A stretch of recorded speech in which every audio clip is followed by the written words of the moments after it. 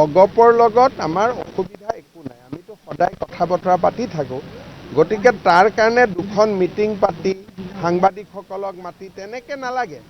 অতুল দাৰ লগত যোনে কথা পাতিব লাগে পাতি আছে, আৰু যেতিয়া পাতা শেষ হ'ব তেতিয়া মই পাতি ল'ম, কিন্তু যোনে পাতিব লাগে কথা পাতি আছে।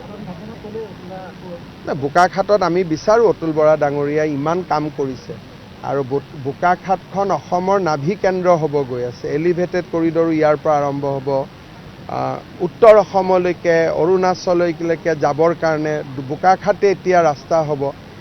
7-8 বছৰ পিছত বোকাখাতখন ভাবিব নোৱাৰা উন্নতি হ'ব এই দুইটা প্ৰজেক্টৰ কাৰণে। আজি আমাৰ বোকাখাতত অভূতপূৰ্ব উন্নয়ন হৈছে। অতুল বৰা ডাঙৰীয়া কৃতিত্বৰ পাত্ৰ, আৰু মই ভাবোঁ যে অতুল বৰা ডাঙৰীয়াক বোকাখাতৰ ৰাইজে আকৌ এবাৰ নিৰ্বাচিত কৰিব।